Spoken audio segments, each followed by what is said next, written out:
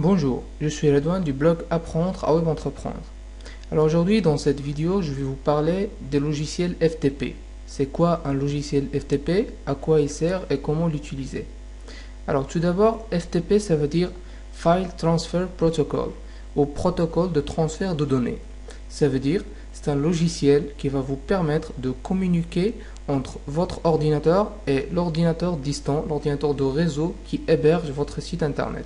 Ça veut dire que vous allez pouvoir transférer des fichiers depuis votre ordinateur vers votre serveur et vice versa. Vous pouvez aussi importer des fichiers de votre serveur sur votre ordinateur, ainsi que vous pouvez directement modifier ou supprimer des fichiers directement sur votre serveur.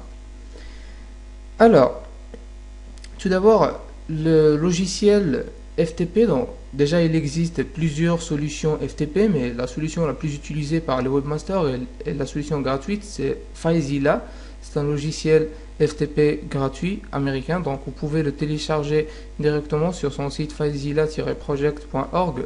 Donc moi par exemple j'utilise Windows, donc je vais cliquer ici dans Load FileZilla Server. Alors ici je peux télécharger le logiciel FileZilla.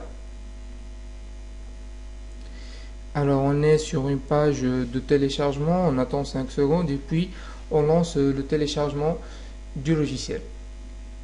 Alors vous téléchargez le logiciel FileZilla, vous l'installez simplement sur votre site, sur votre ordinateur comme n'importe quel logiciel. Alors moi j'ai déjà téléchargé, installé le logiciel FileZilla. Alors le voilà quand vous l'aurez lancé.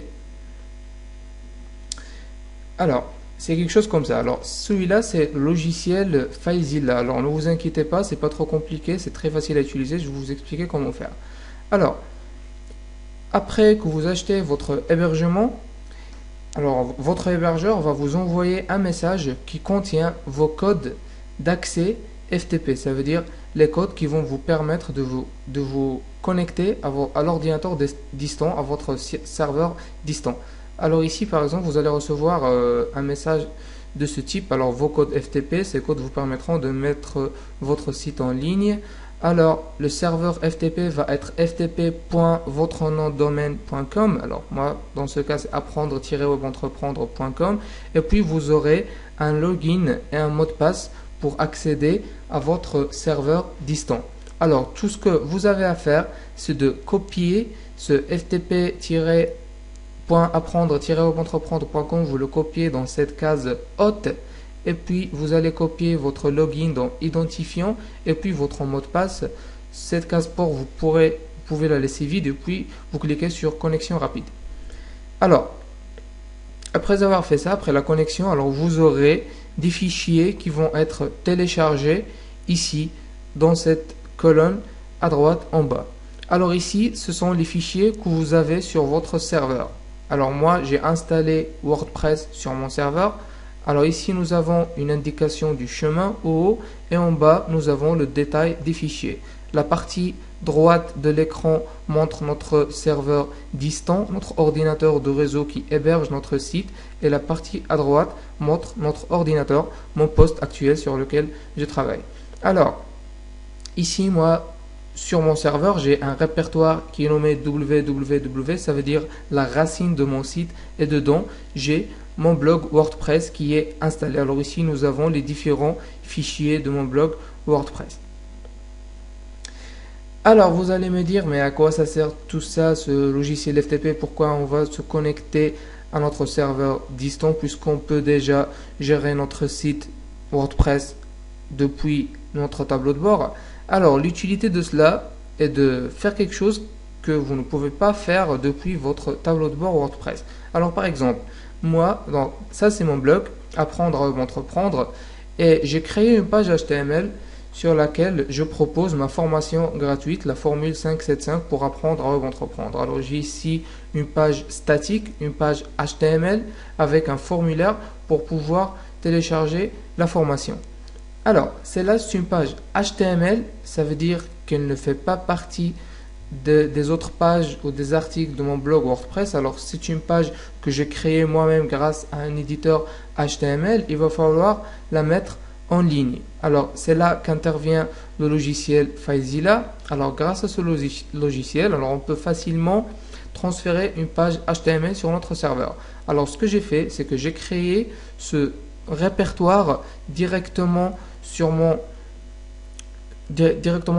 la racine de mon site. J'ai créé ce répertoire formation et dedans j'ai mis les différents fichiers de ma page HTML. Alors j'ai ici les 3 pages HTML et puis les différents fichiers relatifs à ces pages.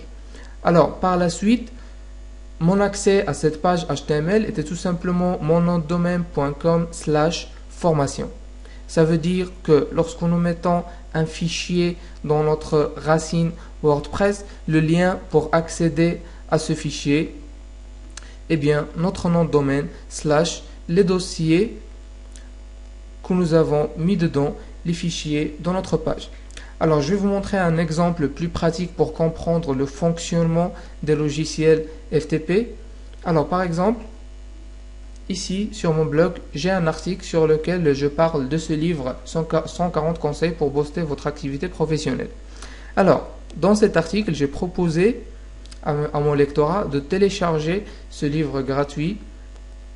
Et ce livre, il est en téléchargement. Directement en cliquant sur cette image, nous pouvons télécharger le livre comme vous remarquez. Alors, ce livre, il est hébergé sur mon serveur. Je l'ai hébergé sur mon serveur pour pouvoir obtenir ce lien de téléchargement direct.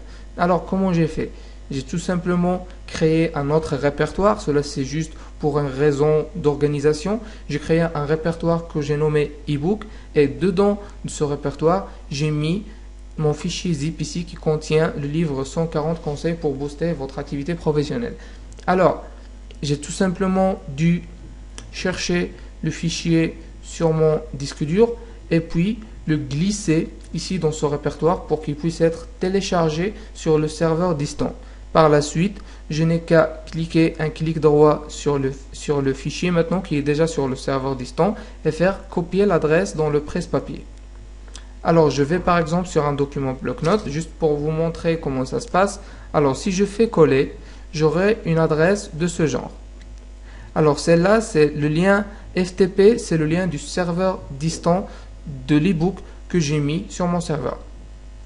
Alors, comment puis-je rendre ce lien téléchargeable, le rendre sous forme d'une adresse URL? Alors, tout simplement, je vais supprimer le répertoire www. Je vais garder directement apprendre@webentrepreneur.com/ebook/ le nom du fichier que j'ai mis dedans. Et puis ici, à la place de FTP, je vais mettre http://www.apprendre@webentrepreneur. Alors maintenant, j'ai obtenu une adresse URL qui va me permettre de télécharger directement mon ebook qui est disponible sur mon serveur WordPress. Par exemple, ici, j'ai fait copier. Si je colle cette adresse, ce lien directement sur ma barre d'adresse, alors je vais pouvoir télécharger mon fichier. Alors, c'était ça en gros l'utilité d'un logiciel FTP et comment l'utiliser. Alors, on aura l'occasion par la suite dans des articles prochains de parler plus précisément à quelques cas particuliers d'utilisation du logiciel FTP. Alors, je vous donne rendez-vous avec une autre vidéo. À très bientôt.